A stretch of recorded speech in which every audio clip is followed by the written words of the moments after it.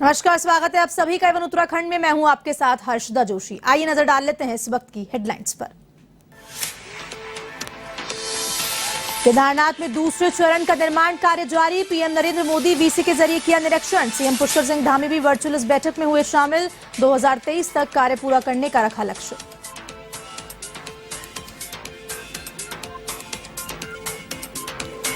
मुख्यमंत्री पुष्कर सिंह धामी का दिल्ली दौरा। केंद्रीय गृह मंत्री अमित शाह से की मुलाकात। आपदा प्रबंधन एवं पुलिस बल के आधुनिकीकरण से संबंधित बिंदुओं पर की चर्चा।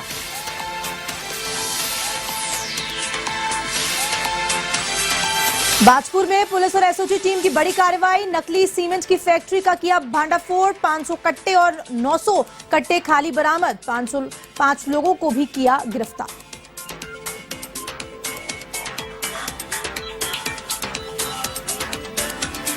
देहरादून पुलिस की बड़ी कार्रवाई। चोर गिरोह का किया पर्दाफाश। 4 लोगों को किया गिरफ्तार। करीब 7 लाख का सोना घर से किया था चोरी।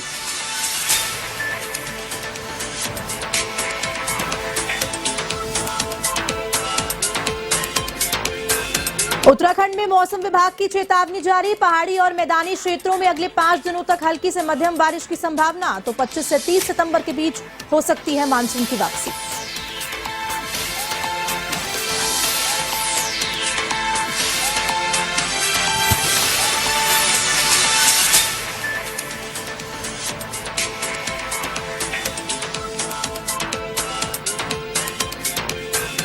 अब खबरें विस्तार से। प्रधानमंत्री नरेंद्र मोदी ने केदारनाथ में निर्माण कार्यों का वीडियो कॉन्फ्रेंसिंग के जरिए निरीक्षण किया। इसी मुख्यमंत्री पुष्कर सिंह धामी वर्चुअल इस बैठक में शामिल हुए। मुख्यमंत्री ने कहा कि प्रधानमंत्री ने केदारनाथ बद्रीनाथ में चल रहे निर्माण कार्य की प्रगति जानी है। कार्य तेजी से चल रहे हैं और दिसंबर 2023 तक कार्य पूरा करने का लक्ष्य भी रखा गया है। उन्होंने ये भी कहा कि प्रधानमंत्री मोदी केदारनाथ दौरे पर आ सकते हैं। उन्होंने पहले से ही उन्हें इस दौरे के लिए अनुरोध किया है। आपको बता दें कि केदारनाथ धाम का पुनर्निर्माण और बद्रीनाथ धाम महायोजना प्रधानमंत्री नरेंद्र मोदी के ड्रीम प्रोजेक्ट है और केदारपुरी में 3 चरणों में पुनर्निर्माण कार्य होने हैं। प्रथम चरण के कार्य पूरे हो चुके हैं जबकि द्वितीय चरण के कार्य हो रहे हैं।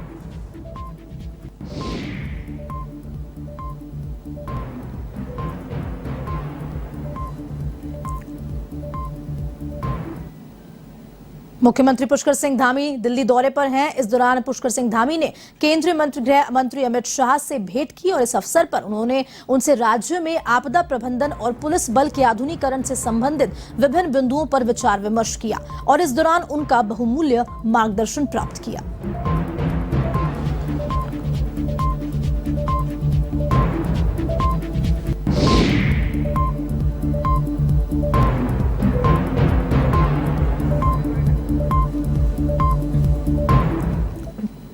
सांसद अजय टम्टा अल्मोड़ा दौरे पर रहे, जहां पर उन्होंने स्वास्थ्य विभाग एवं मेडिकल कॉलेज की समीक्षा बैठक ली। वहीं बैठक में स्वास्थ्य सेक्टर पर जोर दिया गया। उन्होंने कहा कि अल्मोड़ा मेडिकल कॉलेज, महिला चिकित्सालय और बेस चिकित्सालय में स्वच्छता अभियान चलाकर स्वच्छता पखवाड़े के तहत लक्ष्य निर्धारित कर कार्य करना सुनिश्चित करें। मेडिकल कॉलेज और अल्मोड़ा बेस हॉस्पिटल और महिला हॉस्पिटल, इन तीनों के लिए मैंने बोला है कि जो स्वच्छता अभियान भारत सरकार के माध्यम से चल रहा है उसके लिए एक अच्छी प्लानिंग करिए और जो कचरा हॉस्पिटल से निकलता है उसको कैसे हम डिस्ट्रॉय करने के लिए एक प्लानिंग करिए। जो अभी तक कर रहे हैं ये लोग, उससे बड़ी अब प्लानिंग करनी पड़ेगी क्योंकि मेडिकल कॉलेज बनने के बाद हमारे पास ज़्यादा वेस्ट आएगा और उससे कोई समस्या उत्पन्न ना हो और स्वच्छता पखवाड़े के माध्यम से हम इसको भी एक लक्ष्य को निर्धारित करें। यहाँ जो सर्जरी और जो बाकी इंफ्रास्ट्रक्चर मेडिकल कॉलेज का बनना है उस मेडिकल कॉलेज के साथ सारे लोगों की एक क्लस्टर बना करके कि यहाँ से रेफर केस ना हो। प्रदेश भर में स्कूलों के जर्जर हो चुके भवनों को लेकर अब शिक्षा विभाग मिशन मोड पे नजर आ रहा है। शिक्षा विभाग के महानिदेशक बंशीधर तिवारी ने कहा कि चंपावत की घटना के बाद विभाग में सभी निदेशकों को निर्देश जारी कर दिए गए हैं कि वे जर्जर भवनों की सूची जल्द से जल्द उपलब्ध करा दे। डीजी शिक्षा ने कहा कि संख्या का पता लगने के बाद उसको लेकर रणनीति बनाई जाएगी।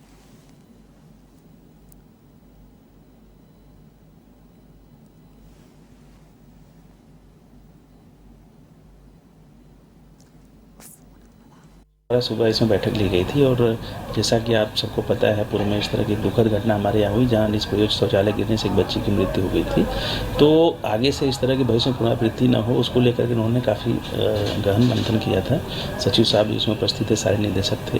तो उसमें जो हमारे ऐसे भवन हैं जो निष्प्रयोज्य हैं। एक तो उनको आपदा प्रबंधन के तहत कैसे नियमानुसार करके उसको डिमोलिश करना है, उसको करना है।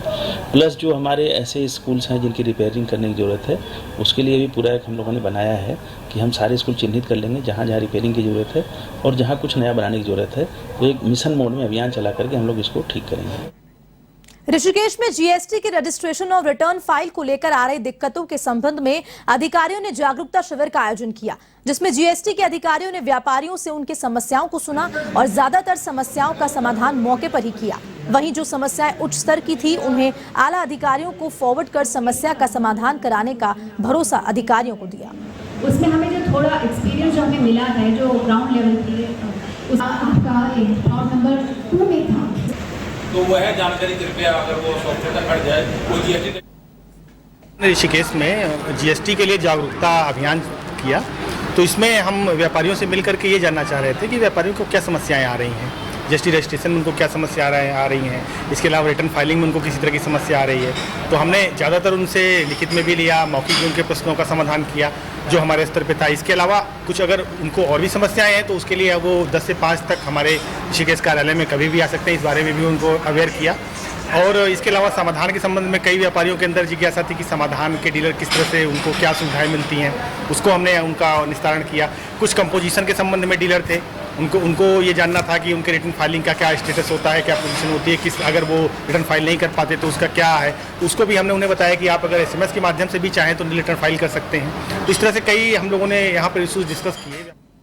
राजधानी देहरादून के राजीव गांधी स्टेडियम में क्रिकेट मैच शुरू होने के चलते सुरक्षा की दृष्टि से रूट डाइवर्ट कर दिया गया है, जिसे लेकर यातायात एसपी अक्षय कोडे ने बताया कि पूरी तैयारियां कर ली गई है। करीब 3 अतिरिक्त जिलों से फोर्स मंगाई गई है। सोशल मीडिया के जरिए सभी को सूचित भी कर दिया गया है और साथ ही साथ सभी लोगों से 4 व्हीलर का इस्तेमाल कम से कम करने की अपील की है।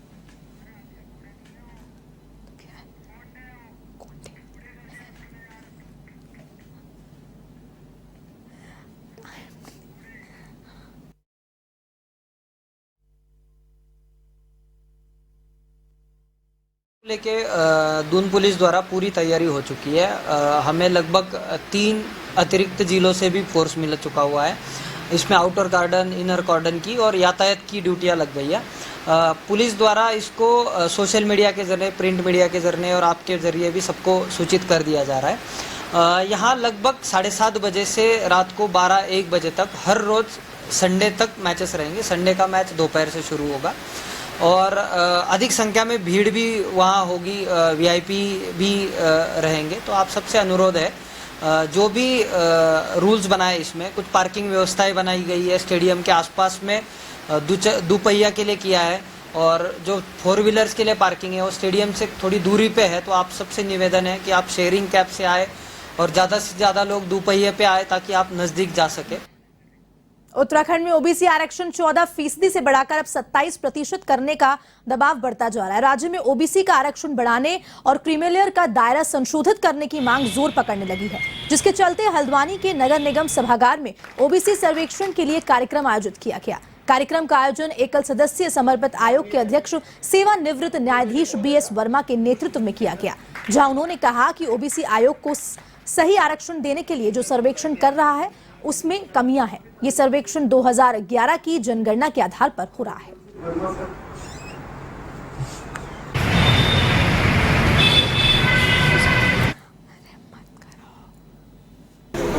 देखिए, जन सामान्य की इसमें भागीदारी होनी है और जन सामान्य से ही हमको आंकड़े एकत्र करने हैं। शहरी निकाय क्षेत्र, गांव और शहर में थोड़ा फर्क है।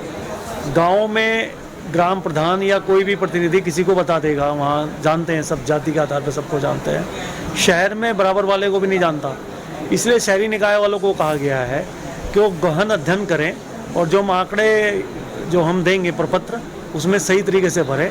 और हमारा विचार है महाराष्ट्र की तरह है कि यहाँ पे हम शहरी क्षेत्रों में कम से कम एक इंडिपेंडेंट सर्वे भी करवाएंगे। ये माननीय उच्चतम न्यायालय का फैसला है, हाई कोर्ट का नहीं है।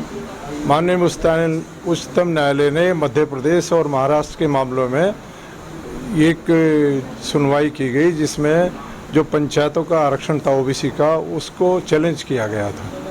तो जिसमें माननीय उच्चतम न्यायालय ने अपना निष्कर्ष दिया है कि राज्य सरकार को ओबीसी के लिए आरक्षण करने का अधिकार है, लेकिन वो ट्रिपल टेस्ट प्रक्रिया होने के पश्चात ही आरक्षण को प्रभावी कर सकेंगे।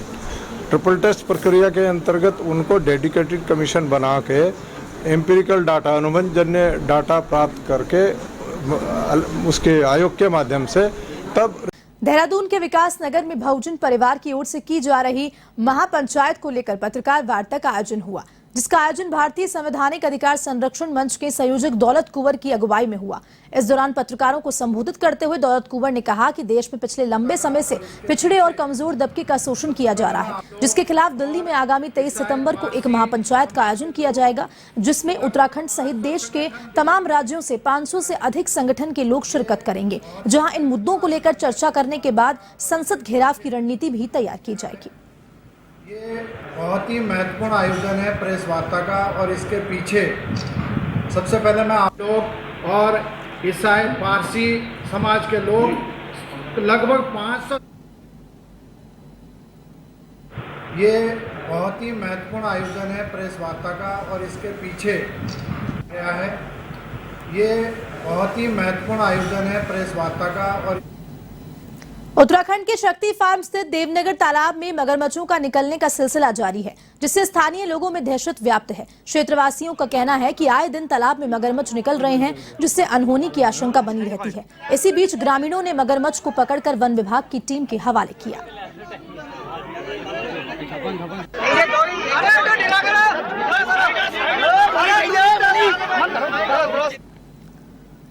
लालकुआ विधानसभा क्षेत्र के बागजाला गांव में हाथियों ने किसानों की धान की कई एकड़ फसल रौंद डाली।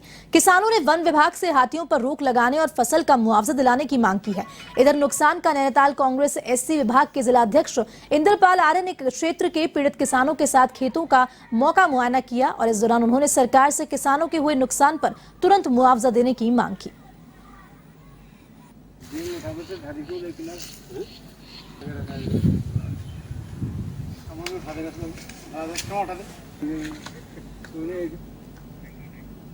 पौड़ी जनपद की यमकेश्वर तहसील स्थित एक रिजॉर्ट की रिसेप्शनिस्ट रहस्यमय परिस्थितियों से लापता हो गई। ये रिसेप्शनिस्ट जनपद पौड़ी के श्रीकोट पट्टी नांदलुस्से की रहने वाली थी। लापता हुई रिसेप्शनिस्ट अंकिता भंडारी के परिजनों ने ग्रामीणों के साथ मिलकर अपर जिलाधिकारी पौड़ी से मुलाकात की और इस पूरे घटनाक्रम से उन्हें अवगत करवाया।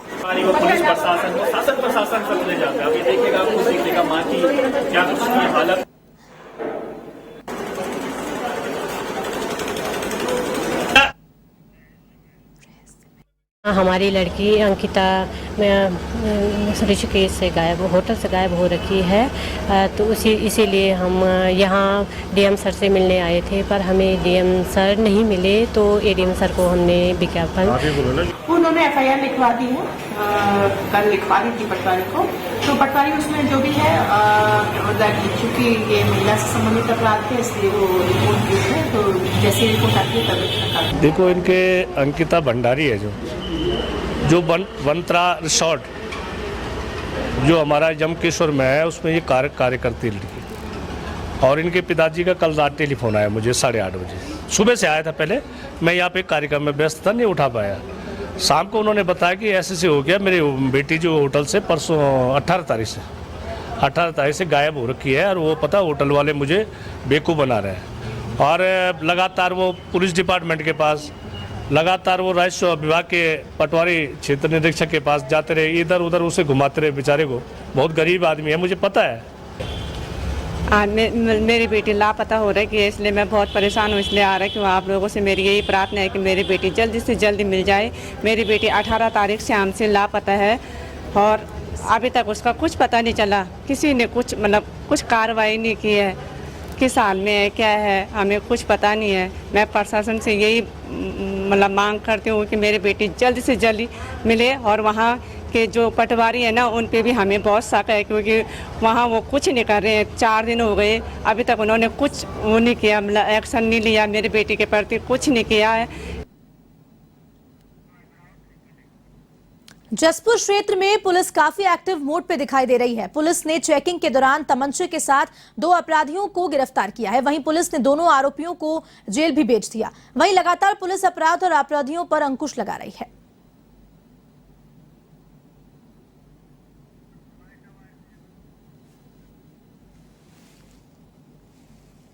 गश्त के दौरान चौकी इंचार्ज कौशल वाकई द्वारा 2 व्यक्ति पकड़े थे नए तमंचों के।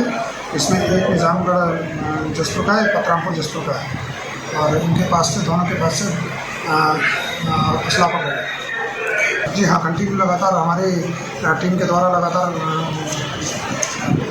कार्रवाई की जा रही है और भविष्य में इस प्रकार की कार्रवाई करते रहेंगे। लक्सर कोतवाली पुलिस को बड़ी सफलता हाथ लगी है। चेकिंग के दौरान पुलिस टीम ने 2 बाइक चोरों को गिरफ्तार किया। गिरफ्तार चोरों के कब्जे से पुलिस ने चोरी की 10 बाइकें भी बरामद की है। लक्सर कोतवाली में एसपी देहात परमेंद्र डोभाल ने प्रेस कॉन्फ्रेंस कर पूरे मामले का खुलासा किया।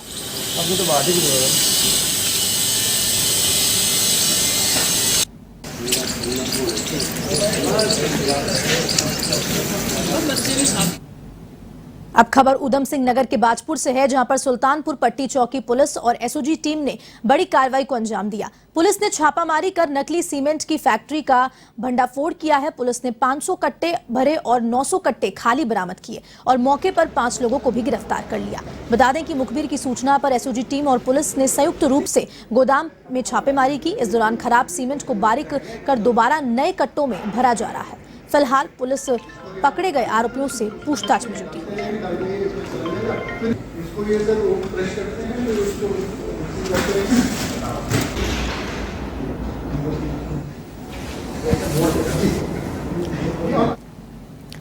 राजधानी देहरादून पुलिस ने ऐसे गिरोह का पर्दाफाश किया है जो घरों की नकबबाजी करते हुए चोरी करते हैं।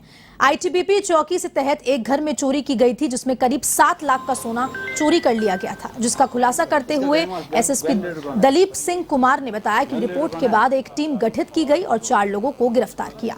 वहीं उनसे पूरा माल भी बरामद कर लिया गया है।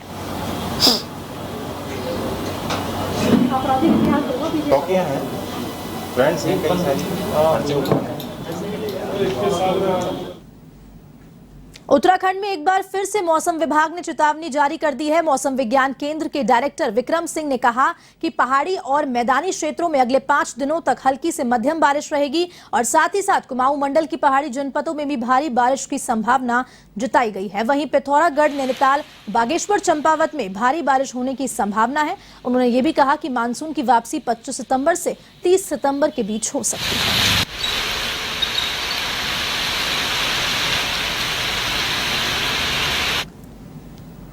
देहरादून में लगातार हो रही बारिश से चंद्रबनी चयोला क्षेत्र की सड़कें नदियों में तब्दील हो चुकी हैं, जहां आप तस्वीरों पर देख सकते हैं कि पानी किस कदर सड़कों पर बह रहा है, मानो ये सड़कें नहीं कोई समंदर हो। और अभी मौसम विभाग ने कुछ दिनों तक इस बारिश से राहत की कोई गुंजाइश नहीं बताई है, जिसमें आने वाले दिनों को लेकर लोगों में डर का माहौल बना हुआ है।